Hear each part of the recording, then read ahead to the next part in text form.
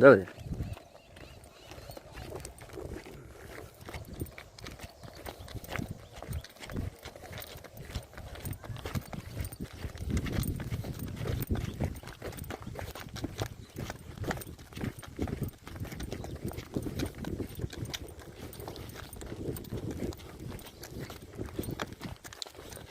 दादा बैल दाताला कसं आहे?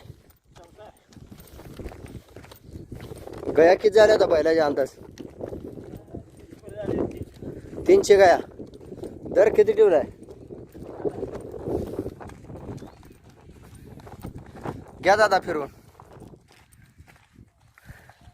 दादा बैल कधी घेतला होता? 1-2 वर्ष झाली का? किती वयाचं होतं वासरू घेताना? बारीक वासरू होते, एवढं काय लय मोठं नव्हतं. लय मोठं नव्हतं. दादा बैल कशासाठी घेतला होता?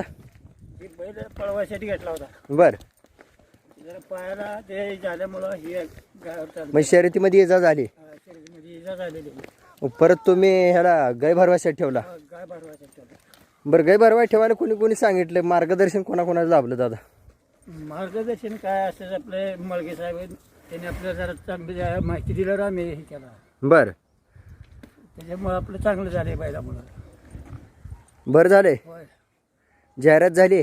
जाहिरात झाली. सगळे वासरं शॉपला पडालेली. बरं, पडाली ती होय, वासरे विकली पण. वासरे ह्याच्या पुढची इकडे. बरं, कितीपर्यंत काय दर निघाला? जरा काय एवढं काय माहिती नाही. ती पोरगा व्यापार करतो त्यानं ती घेते ही विकते. बरं बरं. मग तुम्ही स्वतः बघायला गेला नाही का आपल्या बालेचं वासरू कसं निघते? नाही, इथं अंड्यावर बघितले फक्त आपण. तिथं आणल्यावर सेम असं बैलावर रूप निघालंय. बैलाचं. बरं बरं.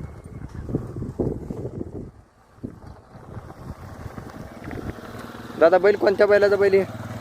हे सलगरच्या ते पिंटू माळे काय ते हां, त्या नाकवाकडे बैलाचा आहे. त्या बैलाचा मुलगा आहे. बरं. दादा गाय भरवण्यासाठी काय ताप करतोय बैल? काय नाही, हाय शांतपणे. गाय भरवायला काय अडचण करत नाही. काय सुद्धा ना हाय गाडी शिस्त चढून गाय लावून मोकळा. बरं. घरपोच सेवा आहे का बैलाच्या? हो, चालू आहे. घरपोच सेवा चालू आहे. आणि लांबून आलेल्या गायसाठी? लांबून आलं तरी मी 2000 घेतोय. बैल तिकडे न्याला तर गाडीचं भाडं त्यांनी द्यायचं. आपलं बैला 2000 घ्यायचं. बरं. नेमकं घर कुठं आलं तुमचं? वाणे चिंचाड असता.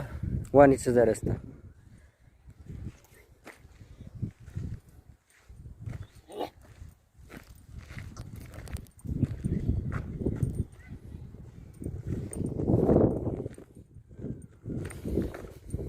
दादा बैल भरपूर मोठा झालाय.